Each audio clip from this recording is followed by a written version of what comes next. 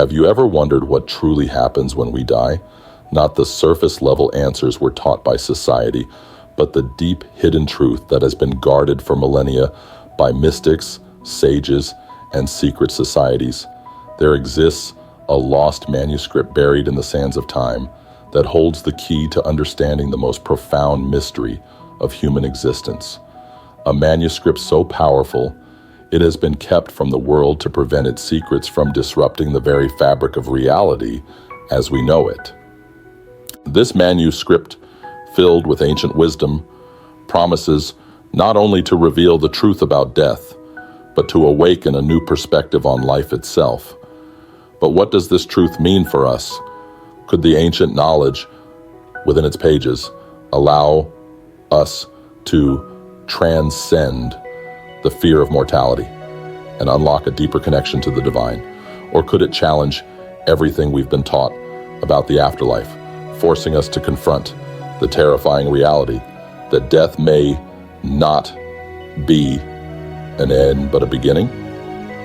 In today's exploration, we will journey into the heart of this forgotten text, unraveling its esoteric teachings and discovering how this sacred wisdom might just hold the answers to our most existential questions. Stay with me as we enter the shadowed corridors of history, unlock the vaults of forgotten knowledge, and uncover the truths that have been hidden for centuries.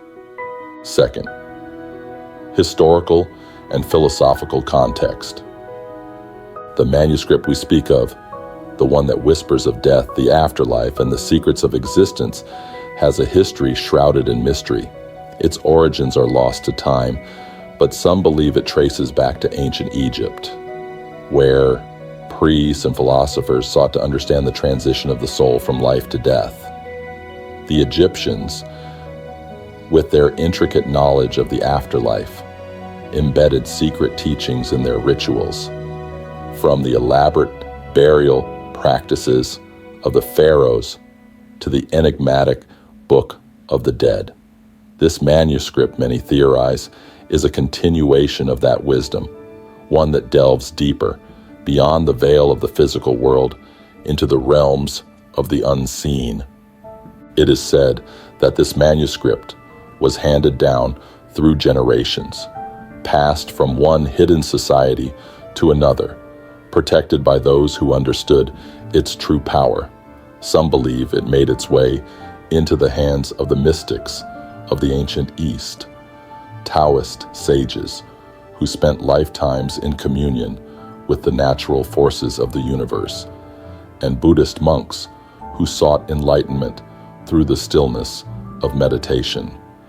These wise men, adept in the ways of transcendence, understood that death was not an end but a transition, and this manuscript provided the map to navigate the unseen worlds. Yet, as time passed, the manuscript began to fade into obscurity.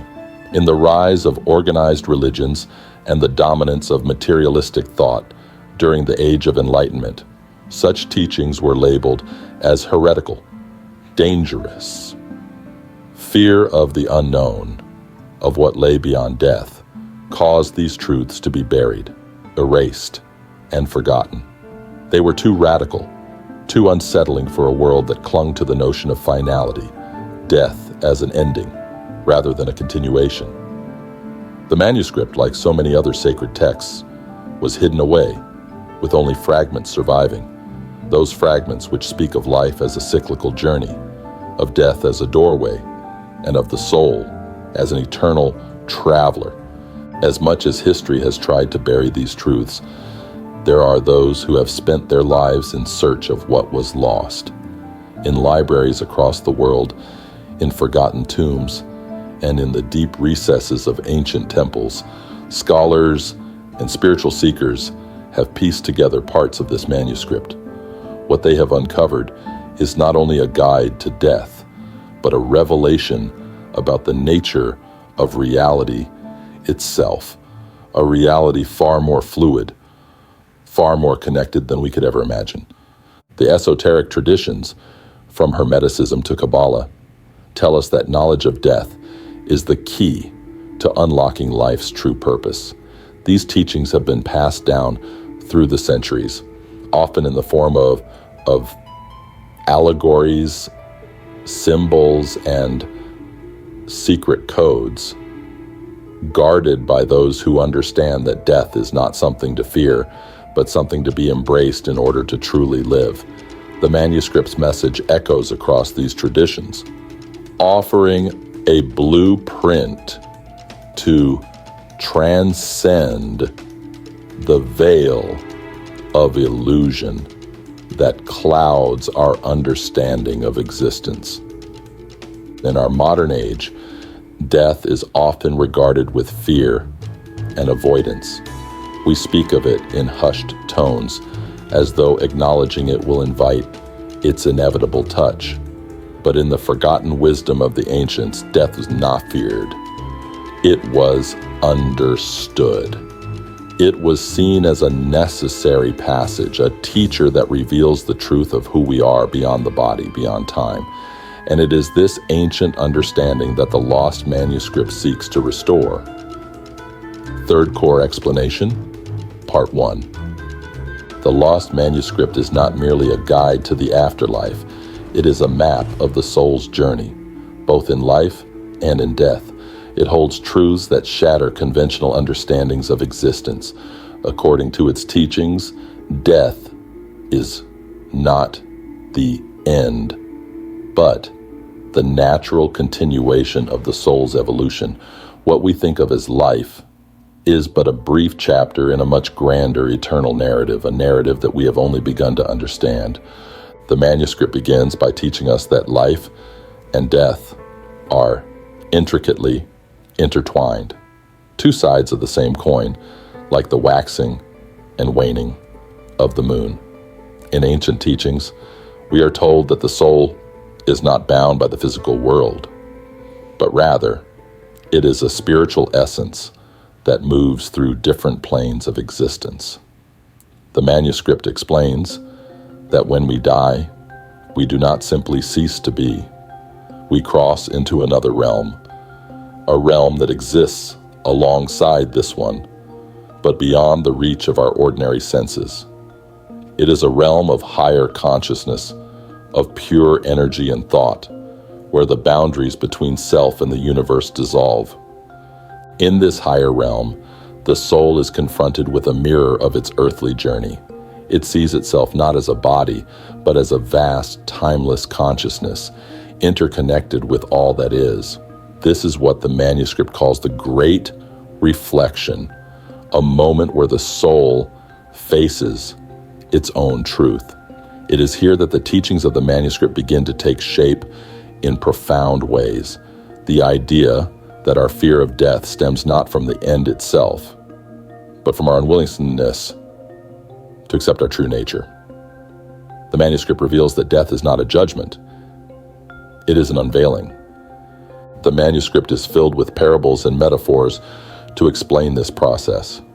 One of the most powerful is the story of the dying phoenix. In this allegory, the phoenix represents the soul, which, after living many lifetimes, reaches the point of its final transformation.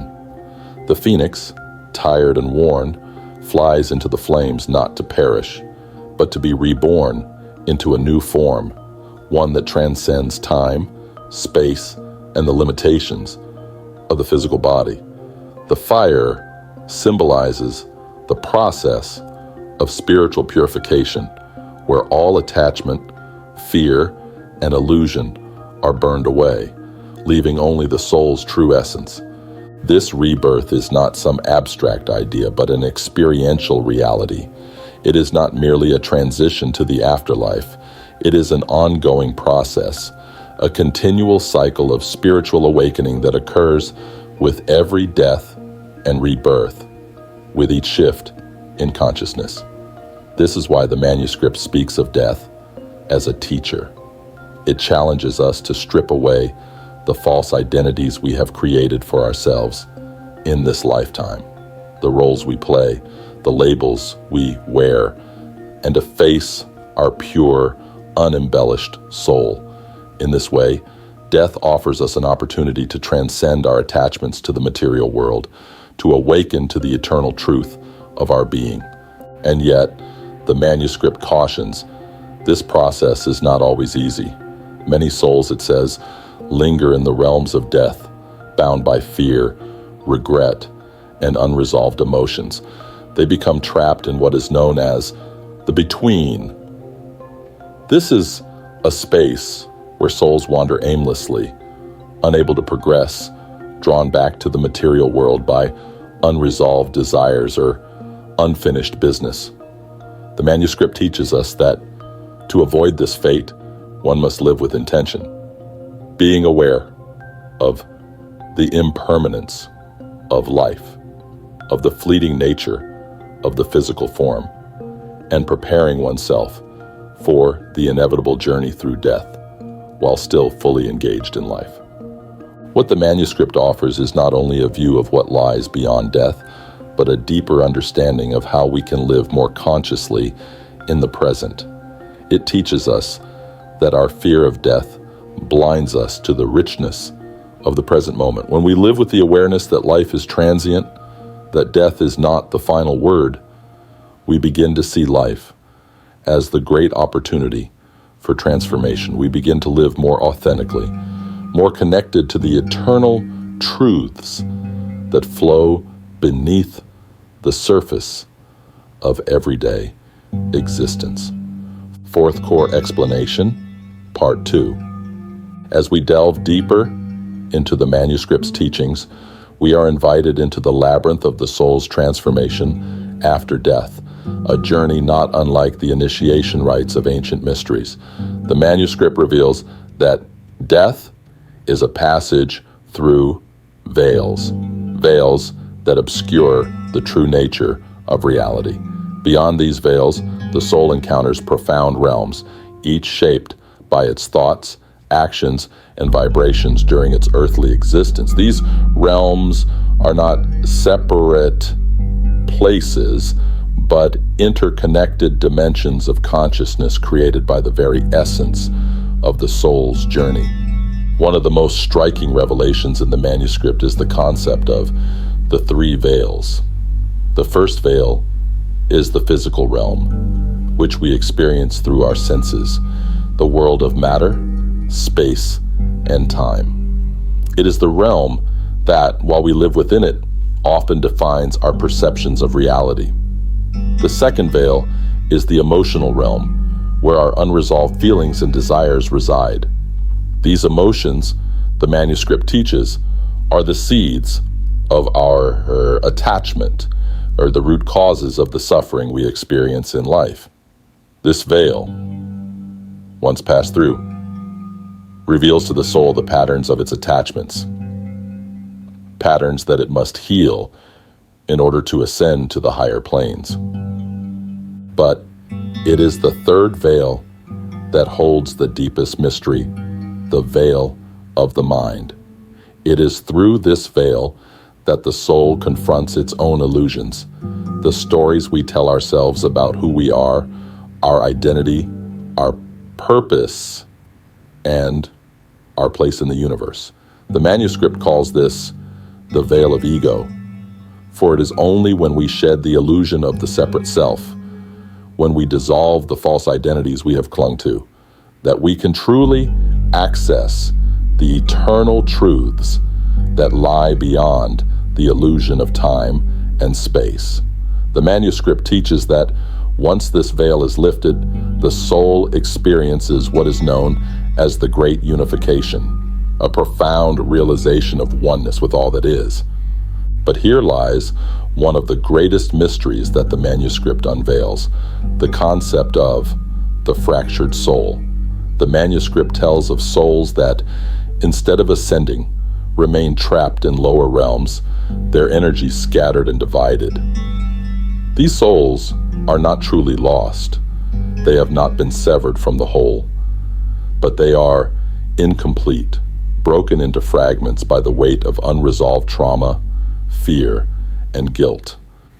These fragments may linger in the between, unable to reunite with their true self, bound by the very emotions they carried during life. The manuscript's wisdom on this matter is both practical and esoteric. To avoid such fragmentation, one must strive to live a life of integrity, wholeness, and inner peace, cultivating a deep awareness of one's spiritual path and purpose. It is within this context that the manuscript introduces an essential teaching: the practice of soul recall. Soul recall is a form of meditation, a sacred practice designed to help the soul reconnect with its deepest truth.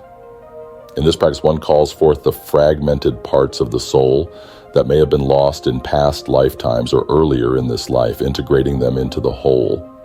The manuscript teaches that by engaging in this process during life, before death occurs, the soul can ensure a smoother transition and avoid being bound to the between.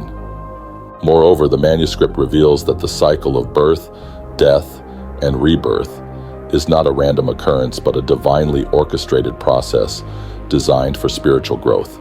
The soul's journey through death and reincarnation is guided by an unseen force, the overseeing presence, a cosmic intelligence that orchestrates the soul's evolution. The overseeing presence is not a distant, detached being, but rather a reflection of the soul's higher self, the divine essence that exists beyond the limitations of time and space. It is through this presence that the soul finds its way through the veils, across the thresholds of death, and into the next chapter of its existence. What is truly remarkable about the manuscript's teachings is that it does not merely describe death as an event, but as an ongoing process, a continuous unfolding of consciousness. It offers the understanding that every life is but a fragment of the soul's eternal journey. The manuscript encourages us to shift our perception, to recognize that death is not something that happens to us, but something we experience in every moment. It is the ultimate teacher, a reminder of the impermanence of the physical world and the eternal nature of the soul. The manuscript's teachings are a call to live fully, to embrace the present moment with an open heart and mind. It asks us to live with awareness of our spiritual path, to see life not as a series of disconnected events, but as a sacred journey, an initiation into deeper and deeper layers of existence. It is an invitation to view death not as an end, but as a continual process of transformation, a gateway into new realms of consciousness and being.